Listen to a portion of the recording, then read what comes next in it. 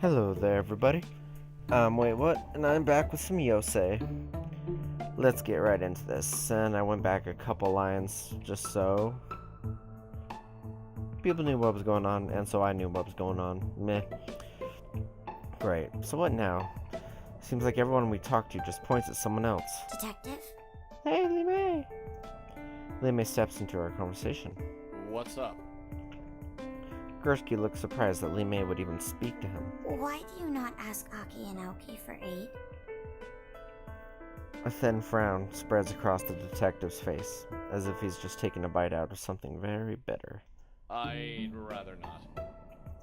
They will find the truth. Lee May's right, you know. Aki and Naoki can help. I know, but What's wrong? You've been fine with using them before. Why are you trying so hard to sideline them now? because I don't want them getting hurt. Gursky's patience snaps. Patience snaps, and I take an involuntary step back. We all know the risks of doing this. They've probably faced worse. You aren't making any sense. Because this mission doesn't make any sense. Why here? Why them? Gursky tightens his fist for a brief moment. I wonder if he's about to punch me in the face. However, he proves better at keeping his emotions in check than I've ever been, and he instead opts to turn away. It's like she doesn't even care what will happen to them. Okay, now I'm really confused. Who are we talking about? I assume that person Kongai keeps mentioning that is in the police force. With a frustrated sigh, Gursky shakes his head. Never mind. The two of you are right. This will go faster with them working on it. Gursky quickly regains his composure and he turns back to face me. We're going to recheck everyone's alibi for these dates. I'll speak to Nathan. You talk to Jupiter, and tell the twins to take David. Lee May stays with Aaron just in case. Can do. See you soon. So Okay. I'm supposed to tell the twins? Can I just phone? You look determined. Something happened? Yes and no, but you're on the case now, officially. Finally! Why the change? We've hit a little bit of a dead end. Remember that ID number I found? Yeah, Nathan's, right? Yeah, except Nathan claims someone else must have been using his card. He said it was probably Aaron. But Aaron denied it and he's got an alibi. He also said that Nathan and David used their cards interchangeably, so... So we've got evidence of a crime and no one to pin it on. Gursky says you and Naoki are supposed to interview David. Convenient. Well, it shouldn't take long for us to figure out what's up. Where is he? The library. Good. Aki's eyes close for a split second and she nods lightly. Let's get going then. The two of us move across the campus at a brisk pace, stopping outside the student lounge where Naoki waits for us. We have work? He looks pleased. Yep. Interrogation. Who? David, still trying to figure out the approach. What are we looking for? We found evidence that someone's been stealing information and selling it off to Edgewater's rival school, Western State. Wasn't that just a guess of a reason why they'd be stealing evidence? We don't actually have that information, do we? Well, I guess whoever it was, I don't remember who, blamed Aaron of doing that, but that was just his guess, wasn't it? Whatever, just keep going. Why don't we try a home invasion? Am I lifting? That's usually easier. Unless Khan wants to try? I have no idea what you're talking about. Besides, I have to go talk to Jupiter. Oh, we'll go with you. What? Are you sure? Why not? We're a team, right? Besides, Naoki's good at detecting lies. It might be useful. We can talk to David later. Fine. I guess it couldn't hurt. Let's make this quick. If you say so. Race you! Aki drops into a flat-out run before I can process her challenge. Again? Naki takes chase, and I begrudgingly follow. The twins outdistance me easily, but I force myself to keep running. As soon as Aki reaches the door, she spins around and waves her card at me teasingly. Keep up, Kongai! Naoki leaps past her and waves his card at the reader. I don't care! He grabs the handle and throws the door open. Hey! Aki punches him playfully and he returns the gesture. I take the moment to put in an extra burst of speed into my steps, racing through the open door past the two of them. Nice try. I taunt over my shoulder as I speed off towards the lab. Jupiter jumps as three of us pile into the lab, half out of breath. What's going on? Aki tries to lean casually against the counter, but the effect is marred by her gasps for air. Oh, nothing. We just felt like running. No, you just felt like running. I was all for walking. Don't tell me you didn't have fun. I don't know. Denal? I combined those two words together. I denal allegations. That still doesn't explain what's going on. We had something we wanted to ask. Khan? Oh, right. Have you ever used Nathan's ID card to log in? You mean that childish game they play, swapping cards with each other? No, I do not partake in it. I noticed the twins exchanging glances with each other. So, you know about their system? They think they can, how is it said, defeat the system. I know they do not always arrive on time, but it is wiser to let them believe they are winning. Otherwise, they may devise a trick even harder to keep track of. That makes sense. And I don't suppose you come here to work late? Of course I work late, you know that. How late? Maybe 10 or 11? Why do you want to know? Someone's been logging in every other week. Late. Like, after midnight late. Yes, Nathan. I brought that to Dr. Johansson's attention. Is that what this is about? We're not sure, but we think the person was selling off information. Maybe to Western? I find that difficult to believe. Then maybe it's something else. Did Dr. Johansson have anything else he was working on? Oh, that was just a hypothesis more than anything else. It wasn't a real project. Mind telling us what it was anyway? We're curious. Well, I suppose it couldn't hurt. Throughout history, there's been mention of people with extra-human abilities. Really? I had no idea. I'm sure you've heard the stories. Heroes of legend and lines of royals said to have divine powers.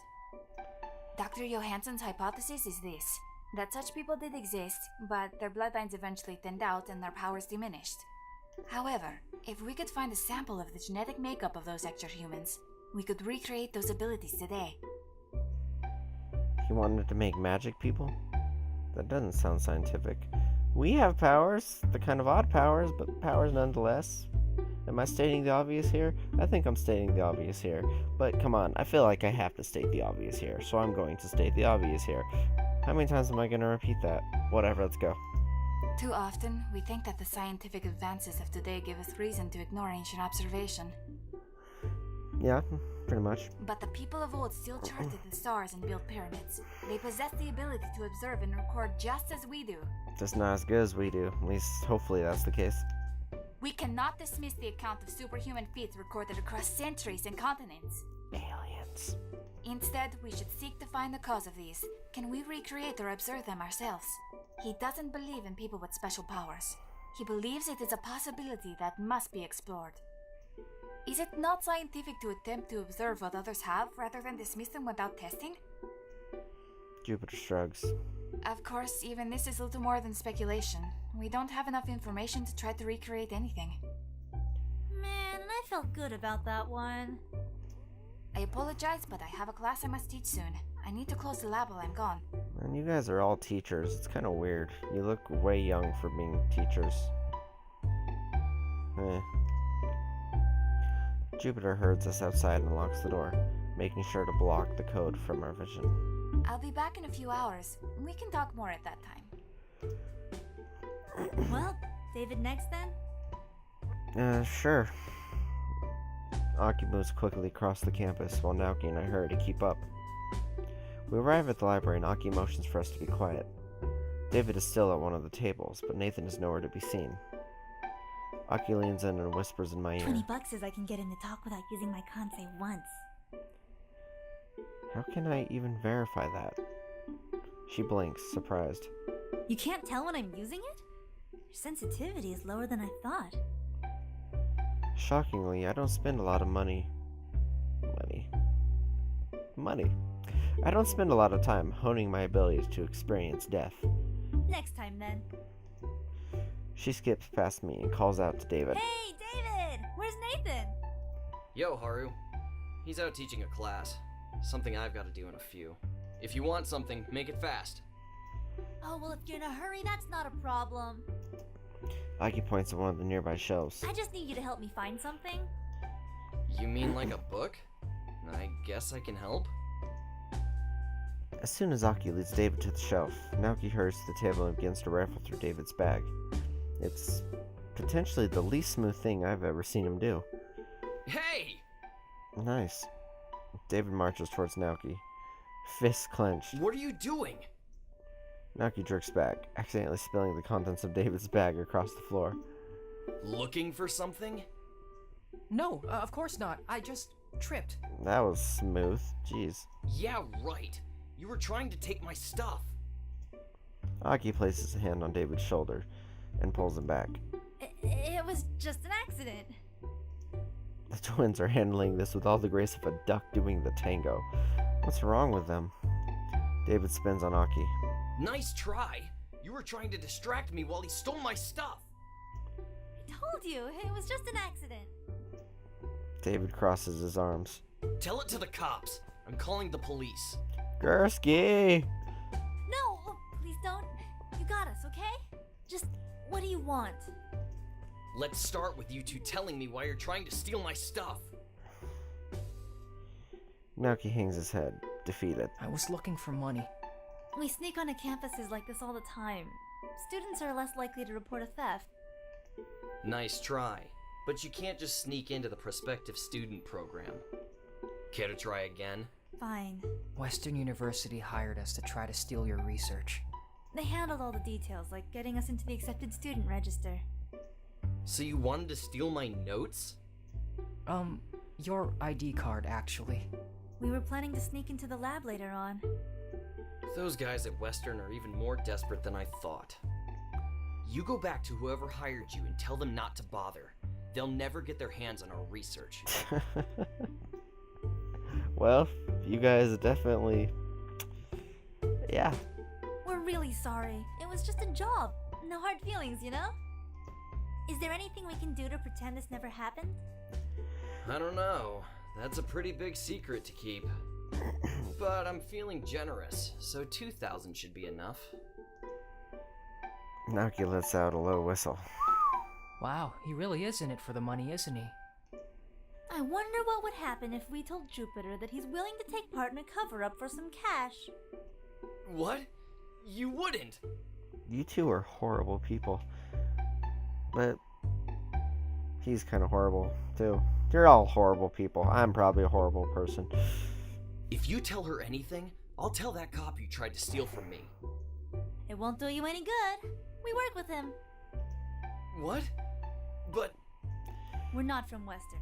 There's been a leak and Dr. Johansson asked us to look into it. what sort of leak? Someone's been sneaking into the lab late at night and logging in using Nathan's ID card. Was that the whole plan? Just to make him think all these things? And then when you finally reveal the truth, to say, we were testing you. This whole time we were just testing how you think. Jeez, you two are evil. Dr. Johansson was afraid that this person was selling off information to Western. What are you talking about? He knows that was... David stops mid-sentence. Knows what? nothing. I'd like to remind you that you were willing to accept a bribe from a rival school.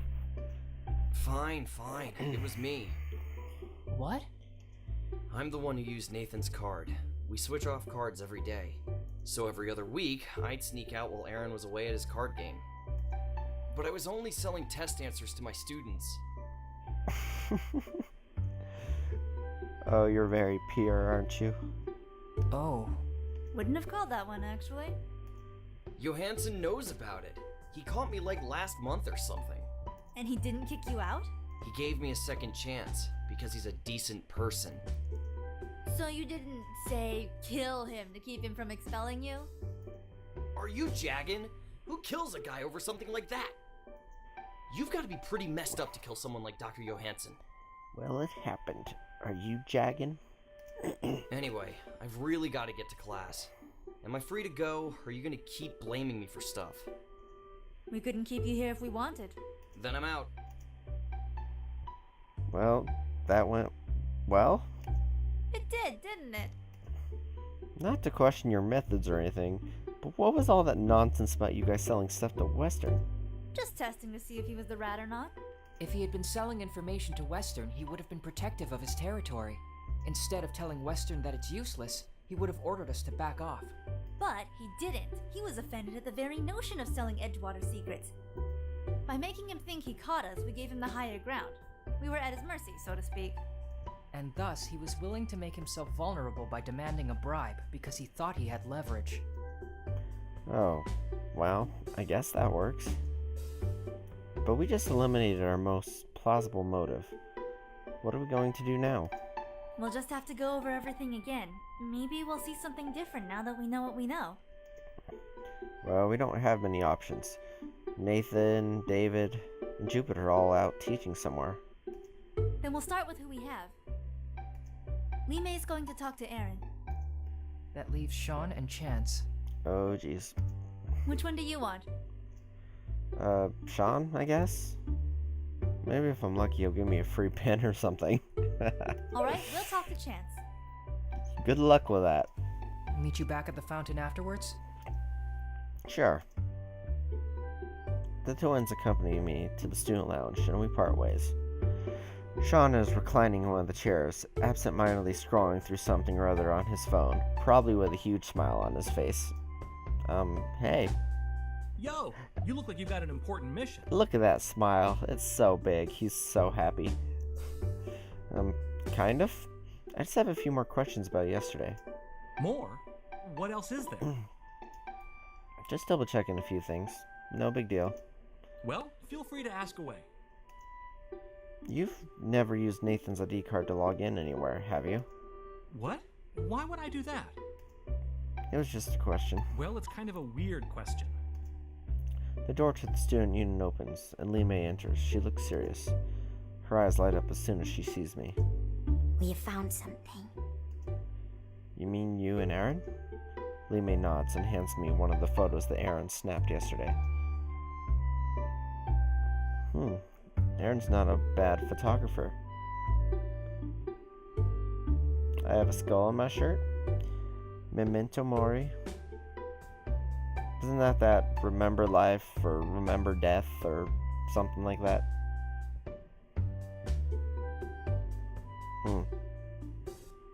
Memento Mori. Just recently in the last few months played the Zero Escape Virtue's Last Reward, the sequel to 999.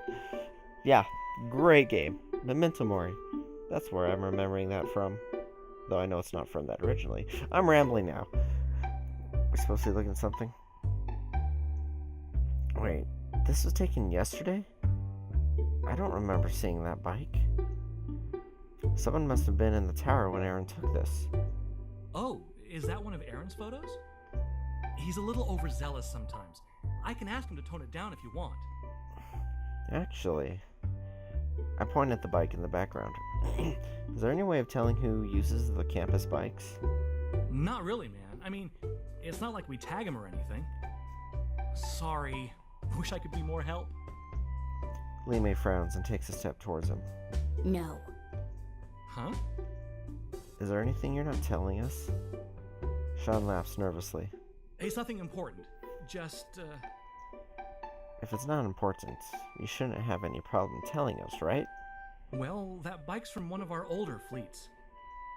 And? When the first fleet started getting worn out, the school sold them off to students. That was maybe 5 or 6 years ago.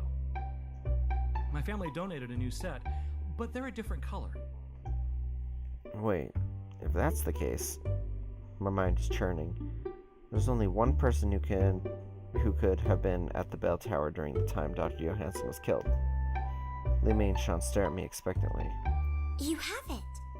What's up, man? I know who the killer is. What killer? Crap! God damn it. They're gonna make me choose again, and I'm still kind of up in the air about all this. Dr. Johansson's. Hang on. You're telling me someone murdered him? Someone definitely murdered him, and Aaron managed to capture the killer's bike in this photo. You sure of that? God. Oh.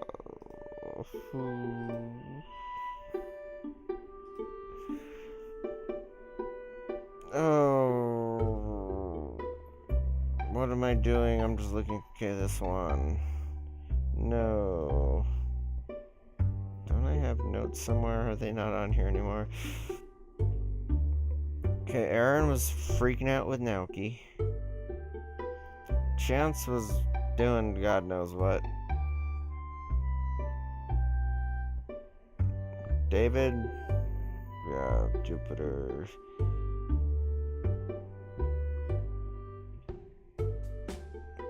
It was, yeah, I'm saying Chance did it just because I know things about her that no one else does. You think my girlfriend did it? Who else? She was at work all morning. Ask anyone in the coffee shop and they'll tell you. Sean glares at me.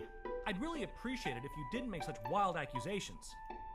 You're right, I wasn't So do thinking. you know who the killer is or not? Well, it was you! What? Are you kidding? I couldn't have. I was with you nearly all morning, remember? Honestly, at this point, I don't. Then I came straight here. Ask the staff. You even saw me. But that left a gap of a few minutes where you could have killed him. A few minutes isn't even enough time to climb the stairs of the bell tower. Conkai. Yeah, I guess that doesn't make much sense, huh? So, who's the killer? Damn it!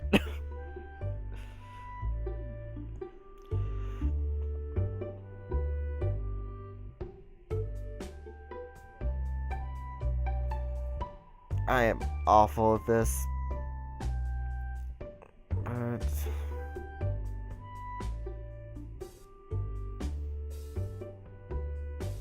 what was did we leave her in the lab during that? I'm trying to remember. Cause it's been a long time. I barely remember that first episode, second episode, whichever episode. Where were everybody? What have we learned about people? Nathan, David, sure. Are you sure? Well, it's just a hunch. But we already spoke with him. Don't be angry at me! Load. No! After that horrifying experience. Oh, and it remembered what I've chosen. Nathan. Nathan? Do you have any proof? Yes, that's his bike in the photo. But how can you tell? You said that those bikes were sold off to students 5 years ago. You and Nathan were the oldest students here at that time. There are plenty of grad students who were here 5 years ago. But none on this campus. The main campus maybe, but not here. If you wanted a bike, you just buy a new one. You hate being associated with your family, so there's no way you'd use their famous bikes. Sean's eye twitches, but he doesn't reply. Nathan claimed he was in the lab all morning, but he doesn't have a real alibi. Jupiter says she didn't see him until later. David was sleeping in his room. Nathan could have logged in at 10, left to meet Dr. Johansson, and snuck back in later without anyone knowing. Now, there was that whole, the two of them were apparently in the lab, but they never saw Jupiter never saw them. But did they see? Yeah, they saw each other. Maybe they're... David would have to lie to back up his alibi if he wanted one too. Are you sure? I mean, he seems like a pretty great guy. Yes, I'm certain. Sean sighs and runs his fingers through his hair. Well, I think he just got done teaching a class, so he's probably in the sleep lab. The sleep lab?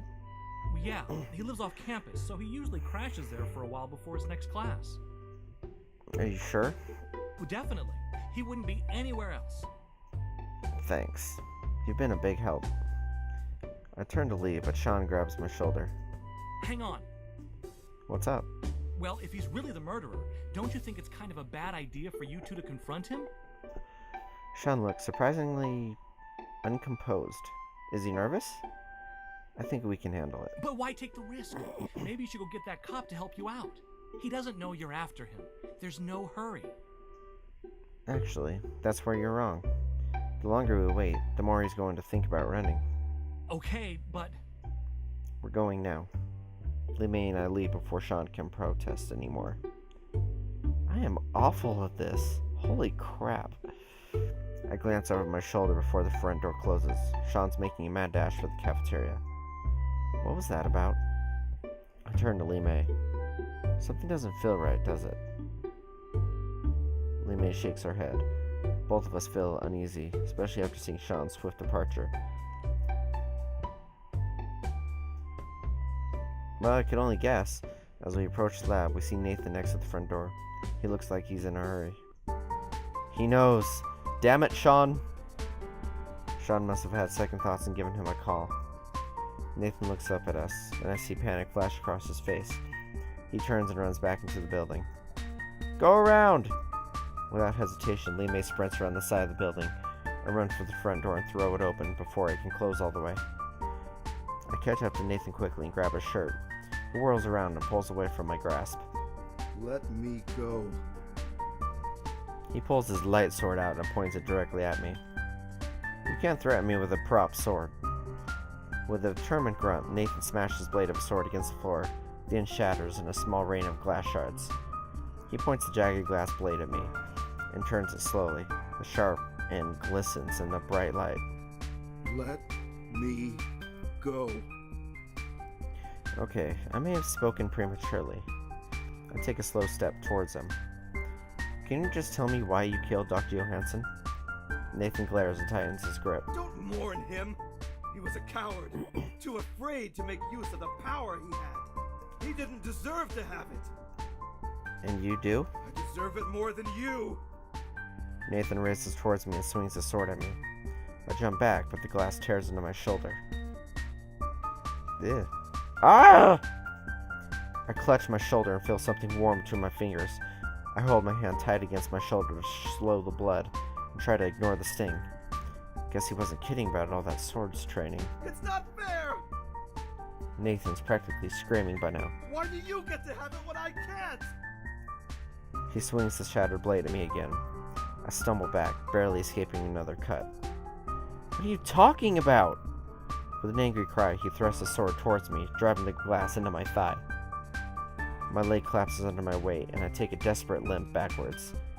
Blood rushes from my leg faster than I thought possible. You really are a waste of dragon's blood. But, okay. What? I stumble into the wall and slide down to the floor. My body feels cold. I know this feeling. It's the sting of death, but this time it's me. It takes a moment for me to realize I'm genuinely scared. I'm so used to the terror I felt in others that now it feels like a distant observation. Blood pulses relentlessly from the cut in my leg. He must have sliced through something major. Nathan lifts the sword over his head and brings it down on my head. In my last bitter moment, I shut my eyes and brace for the impact. But the impact never comes. No! I open my eyes to see Lee May standing over me. She's blocked the sword with her hand. The glass tipped sword is broken off and gone straight through her palm, but she isn't bleeding. My vision is getting blurrier, but I think her hand is sparking? Nathan releases the sword with a terrified squeak. Lee May inspects her hand calmly and flexes it. It's still impaled on the long shard of glass. Her gaze turns to Nathan, and with another inhuman shriek, he turns and runs. Lee May takes chase and overtakes him easily. With a fluid motion, she kicks his legs out from under him, and he falls to the ground. Nice music. He struggles to get up, but she slams her foot into his back, pinning him down. She draws the long glass shard from her hand and presses it to the back of his neck. I can barely make out Nathan's terrified cries, but Lee May looks disturbingly calm. Lee May.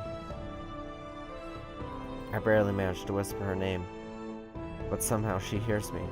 She opens her eyes to survey her work. She looks down at Nathan. as if it's the first time she's seen him. With a quiet gasp, she tosses the glass blade away and takes a step back from him.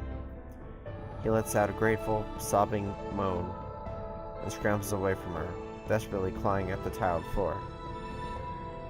Li Mei rushes to my side, and her eyes widen at the sight of all my blood. Kongai! I take a shaky breath. I really underestimated him, but I'm trying not to be too cut up about it. It's supposed to be a joke, but neither of us laugh. Li Mei presses one hand against my open wound and pulls out her phone with the other. I think it might be too late for that. It's even harder to breathe, and my head is starting to feel light. Li Mei stubbornly shakes her head and dials a number on her phone. Whatever conversation she has sounds like little more than frenzied sounds to my ears.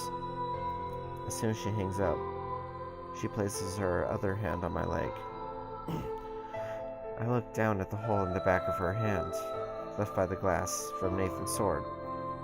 It's hard to tell, but I think I see wires. My blood is seeping through the hole, spilling out over her hands. It looks like you're bleeding. I think that was supposed to be a joke too, but I can't tell anymore. Why am I even trying to tell jokes right now? I'm cold, Li Mei. I don't think... No! Li Mei cuts me off with an emphatic cry. Don't go! You can't go!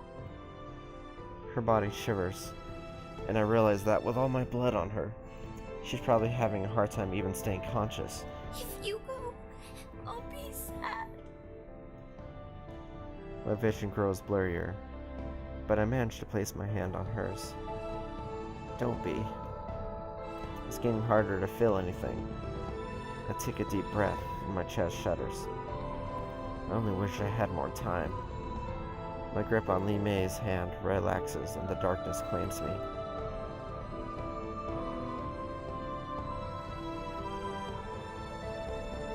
Damn!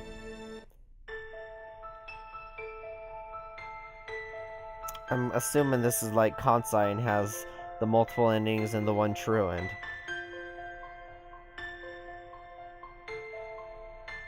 But I don't want to just randomly record and hopefully I get go in a correct direction. So, well, I'm gonna end this episode here, but I'm gonna play around to see what new stuff or what else there is.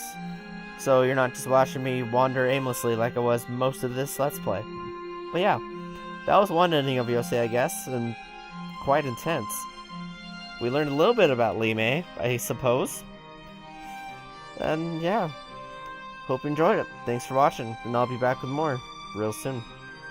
Goodbye.